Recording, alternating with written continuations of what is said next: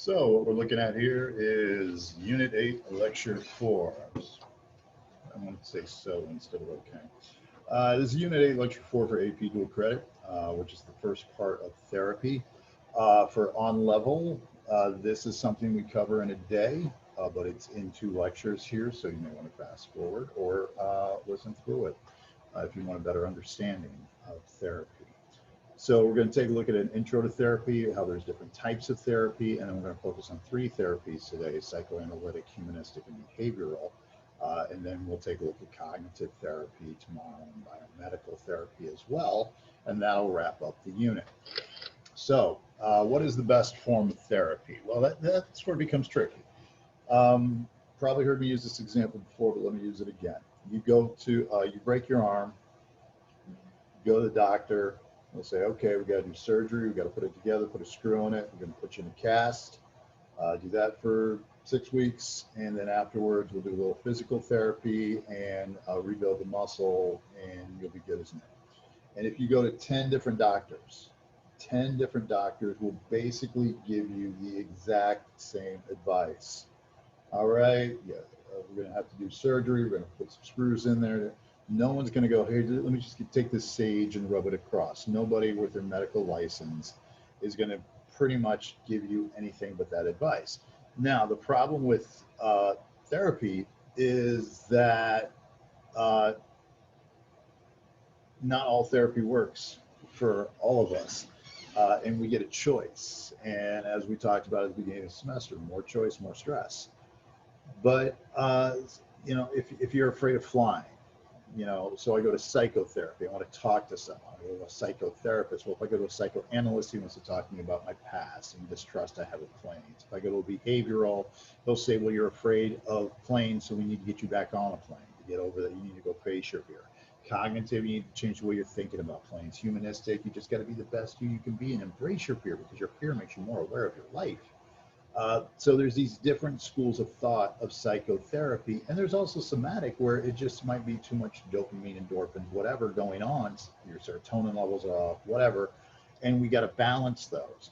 But again, depending on who you are, whereas an antidepressant might work for one person with depression, it doesn't work for another person. You got to check the body chemistry and all these other things.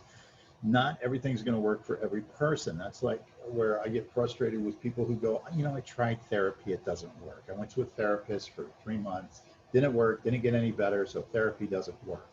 That would be like, you know, me dating one person when I was 17 and it didn't work out. So, well, that's it. Dating, not going to do it anymore. You have to try more versions of it.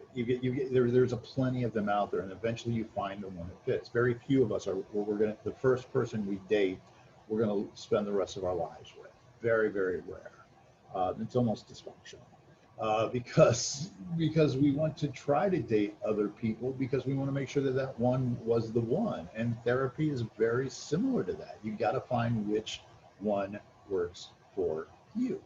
And again, different types of therapy. Some of them are insight. You know, how did I get here? How can I be better? Let's look at the root. Let's look at the cause and make sure history doesn't repeat itself. Then you have the behavioral model, which really goes, I don't care how you got here. You know, the behaviorist doesn't care why you're afraid of flying. It's irrelevant. You're afraid of flying. We need to face the fear and get over that. I don't care if your mother was a stewardess and she was never home and you've got issues. It doesn't matter.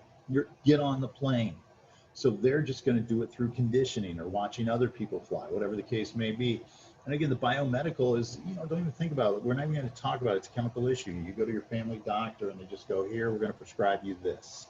And we're going to see how that works for a few weeks. And then we'll go with this, and then we'll go with that. So there's different schools of thought, and some of them are kind of a combination. But psychotherapy is when you're actually talking to someone. Okay, which can be very emotionally charged because we want to get in there and we want to defend ourselves. Our ego doesn't want to necessarily put everything out there. So we have to confide in someone else. We have to trust someone else. And by the way, for some people, therapy is amazing because you can go just talk, and this other person has to listen, and you're throwing it into a ditch, a pit, where nobody else is going to find out about it. Sometimes, you know, you go to your friends and you tell your friends things. They're like, ooh, I'm going to use that against you later. So that's kind of a great advantage of therapy. And again, four main schools of thought: psychoanalytic, humanistic, behavioral cognitive. But this can be very emotionally charged because, again, I don't want to sit here and badmouth other people, and then I got to get the therapist on my side, and all these other things. Or if you're in couples therapy, it can become very competitive. So there's a lot of dynamics that can go on with therapy.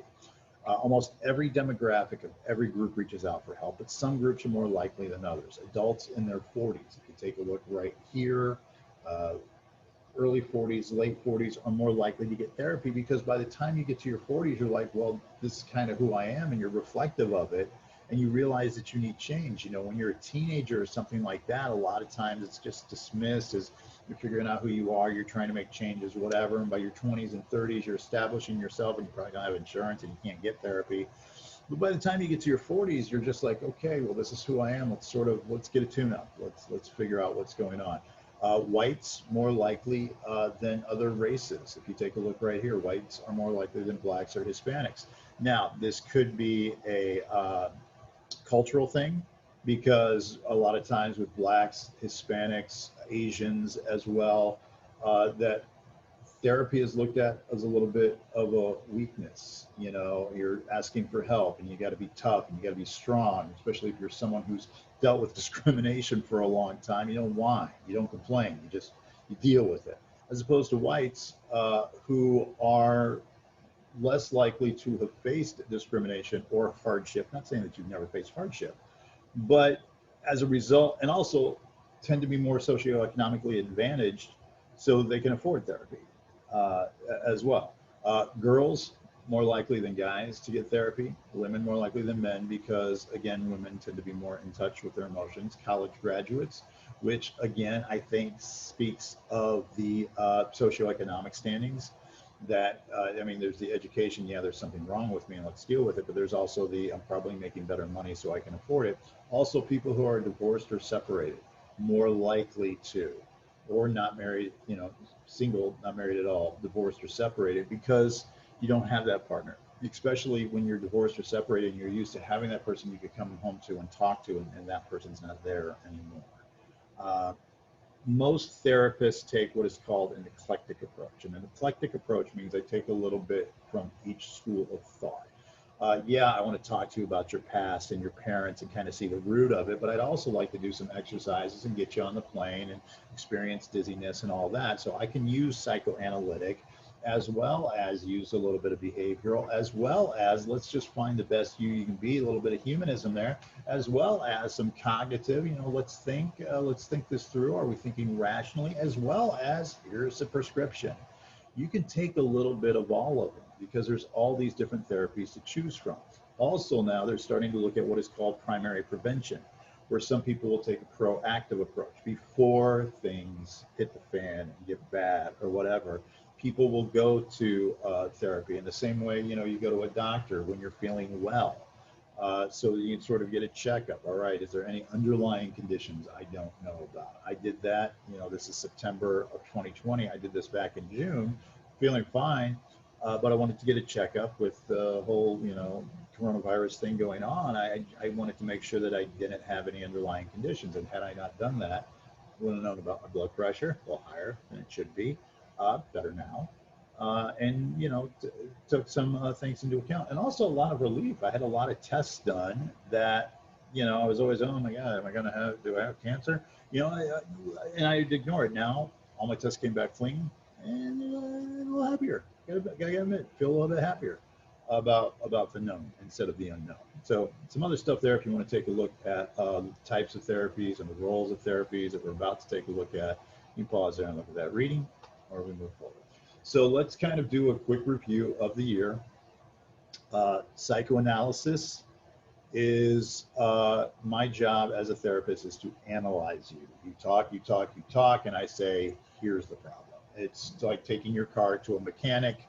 They check it up, they go through the diagnostic test, and they come back and go, you need a new Johnson wrench or whatever. And me not knowing what a Johnson wrench is, and I, okay, was it $400? You know, and just pay it. But psychoanalysis, it's the job of somebody else to tell you what your issues are because you're repressing them. They're in your subconscious. They're deep, deep, deep down here. It's fueled by speculation that most psychological problems are a residue left over from our childhood. There could be some truth to that. To this day, eye contact, very difficult for me, which goes back to my childhood. The fact that I grew up with 3 older sisters as opposed to brothers probably makes me a little bit more sensitive towards women than what other people would be. You know, my mother and my father. My father is, I'm very much like him, and I think that goes back to seeing him deal with my mother. So all of these sort of issues, that's sort of the birth of you. So if we could go back, you know, and untie some knots, you know, if you've got some things that happen to you that you're not dealing with, that you're not addressing, sometimes you got to untie those knots in order to move on. Because if we just go through life and we pull the string more and more and more and more, that knot becomes tighter and tighter and tighter. Sometimes you got to loosen up the string, get in there, untie that knot, then you go forward. Gives a patient the ability to bring out their issues, get to know yourself, just talk, talk, talk. You need to release the energy of your id and your super ego that your ego is usually protecting you from. And Freud, if you go back to Freud, he believed that free association, let's just talk, because eventually it's going to come out. Let's talk about your dreams, because when you're dreaming, your ego's asleep, and then your id and your super ego come out to play. And then I, as a therapist, would have to interpret your dream. Here's what it means and all these things. And this would allow you to get self-insight and everything else. This was the norm 100 years ago. This was, yes, this is what it is. But one of the issues with this is it puts a lot of pressure on the therapist. I could go to 4 different therapists, and 4 different therapists could give me 4 different interpretations of my dream. Which one's right? Not to mention the fact that these therapists also have their own ego, you know, so there's that issue as well. But again, there's some, you know, just the idea of talking and talking about things that maybe you normally wouldn't talk about. All those things can come in. Saying whatever comes to your mind through stream of thought, stimulant, whatever. We cannot censor everything, and censor should be spelled with a C there. We cannot censor everything that we say, so eventually the truth is going to come out. Freud would believe that there's no such thing as a Freudian slip. When someone says, I was just joking, no, you meant to say that. You wanted to see how it would play, and then you sort of come back and go, oh, no, that wasn't me. Oh, I was just kidding. No, you meant that. Dream analysis, again, we talked about dreams before. Manifest content, where you could tell the meaning yourself. You know, you had a dream and your boyfriend or girlfriend was there and whatever happened. You can pretty much tell what that means. Latent content is where the dream has a little bit more symbolism to it, where it's a lion chasing you. What does that lion represent? Why am I being chased? You know, why don't I have any clothes on? You know, all these things that sometimes you need someone from a removed perspective to take a look at. This is also why some psychoanalysts will use hypnosis, because hypnosis sort of removes your inhibitions and it allows more truth telling, if you would, during this time. So again, all of psychoanalytic theory is about interpretation. The analysts noting supposed dream meanings, resistance, other significant behaviors, they have to sit there and find out what it is. But again, depending on the therapist I go to, is that interpretation correct? You know, because again, it's opinion. It's kind of opinion. It's a little bit scientific, but it's also a lot of opinion. Not to mention, again, the therapist has an ego and they're going to want to be right. So if you go, no, that's not what it is, you're just repressing, and then it becomes a battle between the two of you. There's a possibility of transference to your therapist as well. If your therapist is having you talk about someone you hate and you're angry and you're like, why are you making me talk about this? And now suddenly you project your anger onto your therapist. Or your therapist wants you to talk about love and you're longing for love and you're like, yes, I want love and no one listens to me, but you listen to me. And there's a possibility that sometimes the emotions that you're talking about with other people can transfer onto this therapist. There's a possibility of resistance. You know, I want to block material. I don't want to be boring to my therapist. He looks bored. Let me tell a story that's more entertaining for him. So again, sometimes we will repress this stuff because of those societal pressures of, you know, being an interesting conversation. There's the possibility of symptom substitution, where the underlying problem is not addressed, so you come up with sort of a new problem, you know, because you don't want to deal with the underlying problem. I don't want to deal talking about my mother, so let me focus on my sisters. Let me focus on something else because I don't want to deal with that because that gives me too much anxiety to talk about that. Now, again, there's a lot of critics of psychotherapy. Some critics would say that, you know, we're more than our childhood. According to Freud, by the time we're 12, we're fully formed. Some stuff has happened since then. Interpretations are hard to refute because, you know, what one therapist says and the other therapist doesn't, you know, and anytime you say that's not right, that's not true, then you just say you're repressing. No, maybe it's truly not true. Many of our problems are also on the conscious level. You know, we're well aware of what we're doing. We can't sit there and blame our childhood for every little thing we do. Sometimes we need to take adult responsibility as well. It takes a lot of time, can become very expensive. If you have someone who's going to therapy 3 times a week, which some people will, and it's $100 per session, that comes out to $15,000 a year. That's pretty pricey. And then if you want to become very cynical about it, which I'm not being cynical here, but if I'm a psychotherapist, in a psychoanalytic field, what's my motivation to cure you? What's my motivation to get you to come to peace? You know, because I want to say because we're always working on ourselves all the time. And the problem is, if I'm a psychotherapist and you're suddenly fine, and I go, okay, go off into the world. Wait a second, I'm out 300 a week. You know, I wanted to redesign my kitchen. So it's humans being helped by humans.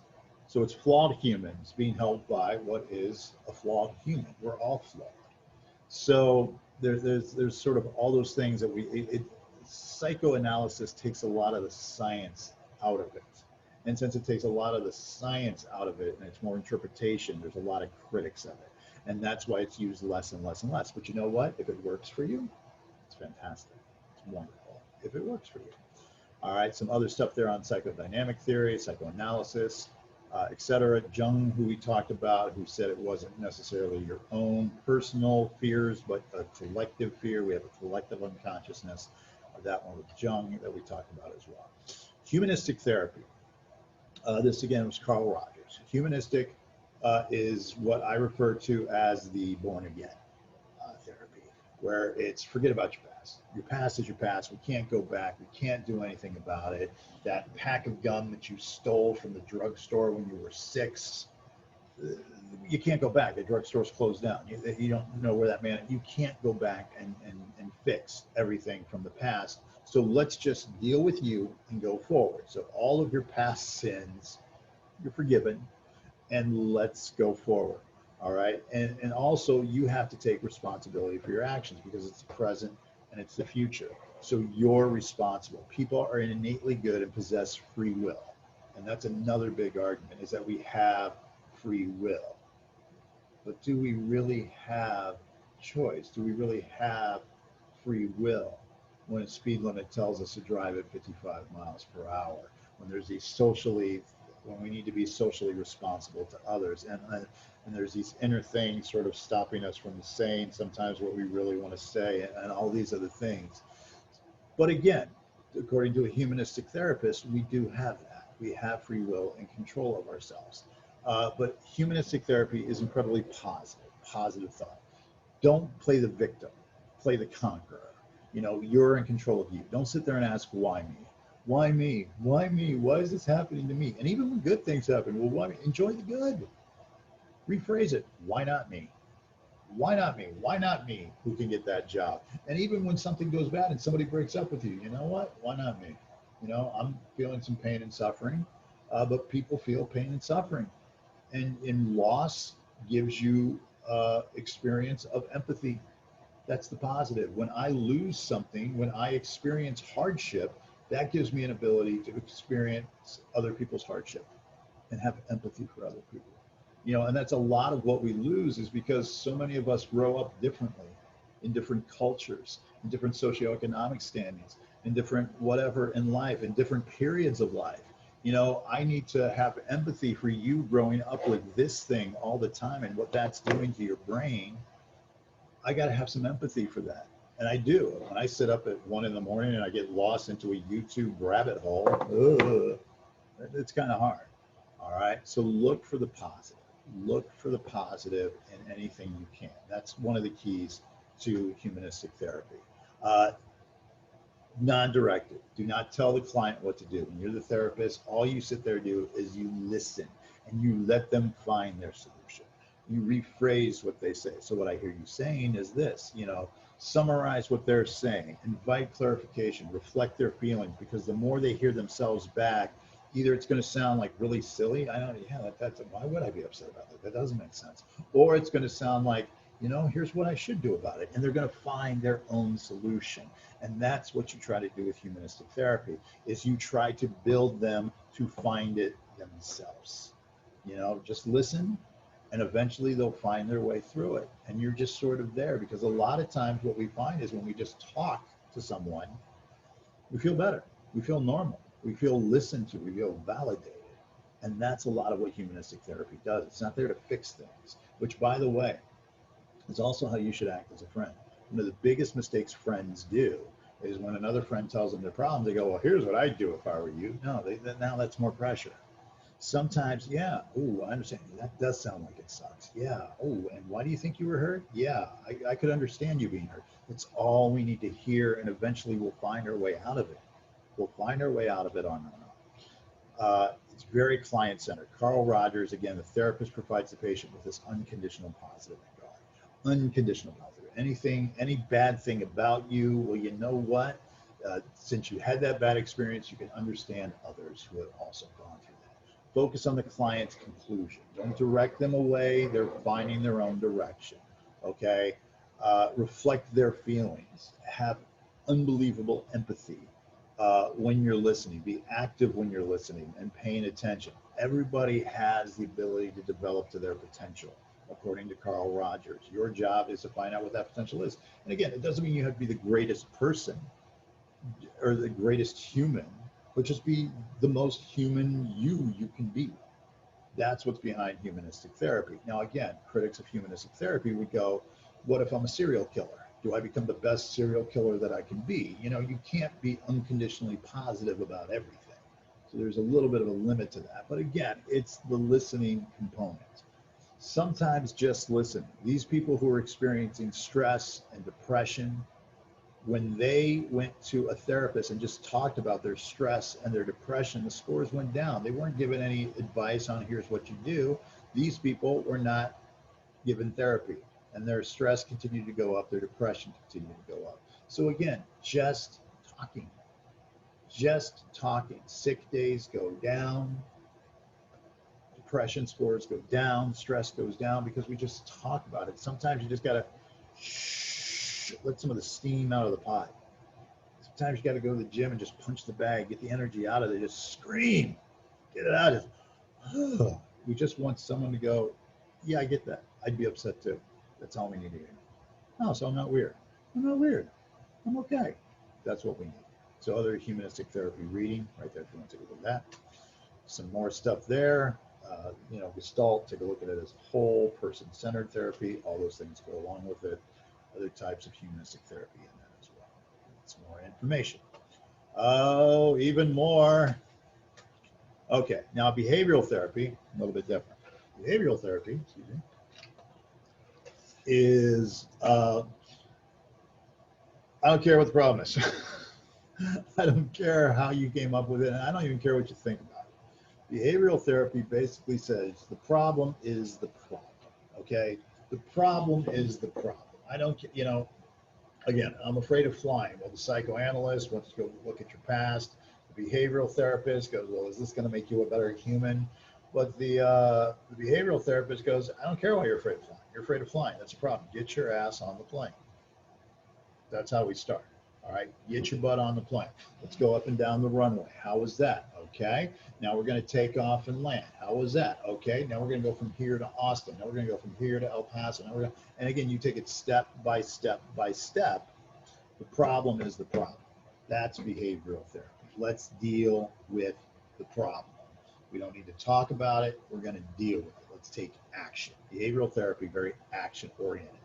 Because everything you are, according to behavioral therapists, and this is Skinner and Watson and Pavlov and the crew, Thorndike, all of them, Everything that we are was learned. My language was learned.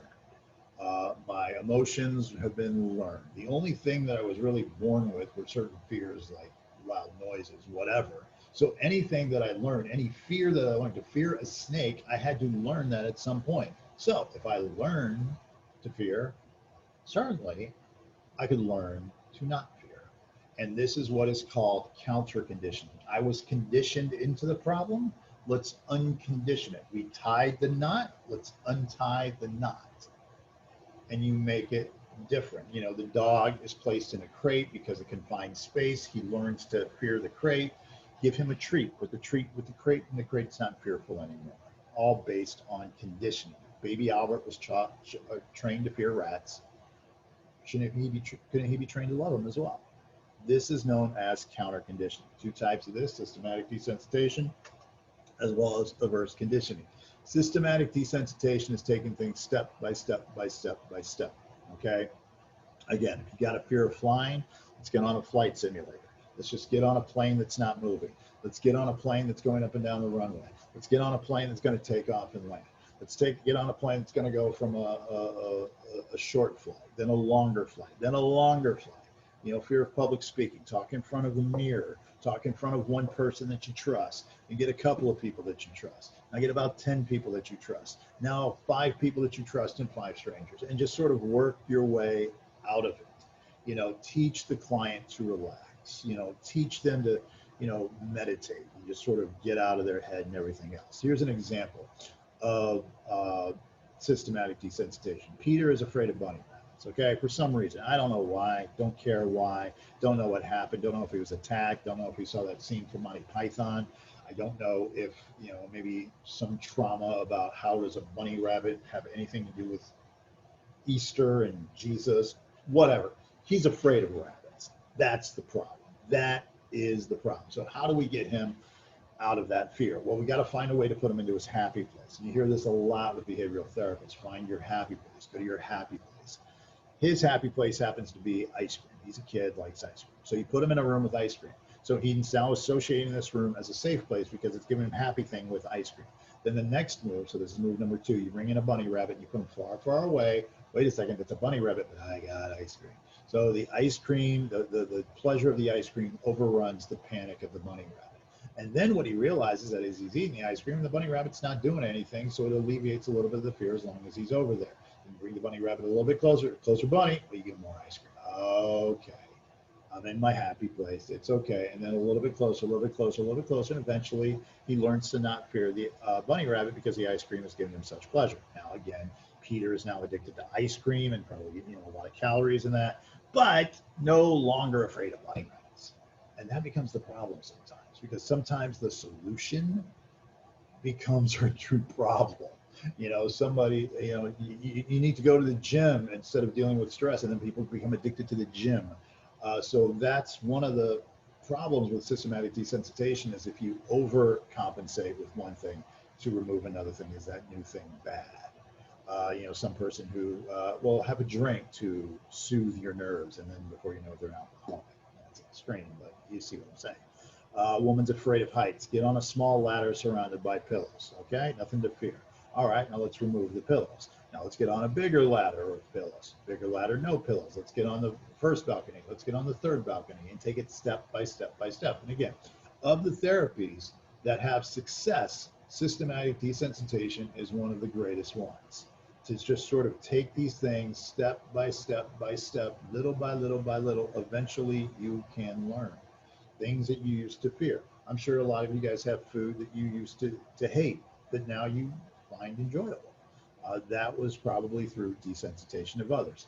Again, progressive relaxation. Put yourself in your happy place. Close your eyes.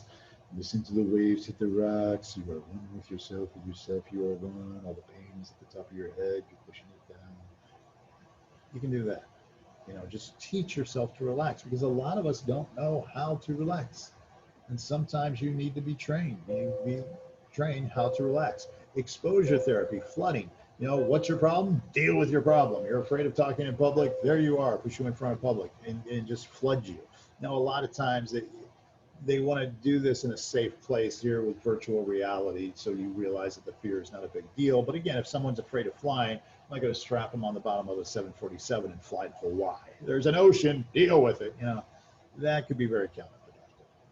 Modeling, watch others, watch others who have had problems sort of come over that problem. A lot of times when we hear stories of celebrities and sort of what they've gone through, and when we hear other people's stories and we can see what other people have done and the steps that they took, a lot of times it gives us our little pathway to find these. And again, notice that none of these talk about what caused the problem. It's all about dealing with the problem.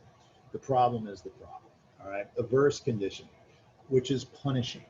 So every time you do something bad, punish you for that behavior. If you're someone who bites your nails, the daughter that did that, bit her nails just unbelievably a lot to the point where it was bleeding, where I would put pepper and nail polish. So every time she did it, oh, it tastes bad. Shocks to resist bad behavior. Sort of every time you said, it hurts. One of the issues with this is that you are giving somebody permission to hurt you. So there's a little bit of a problem. And another thing is sometimes we don't generalize it enough. Yes, I'm not going to bite these nails, maybe my toenails, though, because I know nothing's on there. If, let's say you have a problem with drinking. So you go to the therapist's office, and what he does is he takes your Budweiser and he puts a little drug in there that makes you nauseous. So now when you drink the beer, the taste of the beer makes you nauseous. And you're like, oh. But then you go to TGI Fridays and the beer doesn't do that. You just go, well, I'm just not going to drink beer at my therapist's office. So it's just there. So one of the tricks is the averse conditioning. Do I give somebody else the authority to punish me like that? And am I going to be able to generalize it to other things as well? This is all based on this idea of a token economy, operant conditioning. Give people rewards. You want the child to clean the room or to do the dishes or whatever the case may be. You give them tokens for it. You give them rewards for it. But then the problem is, and this has been successful in home schools, you get grades in here, whatever. But what if the reinforcement stops? Are you doing it just for the sake of doing it? And again, is it ethical, just like the punishments along with the rewards? Is it okay to give somebody that much power? So there are some questions about behavioral therapy there. All right, and that takes us to the end of that lecture. So we've got one more with this unit coming up next.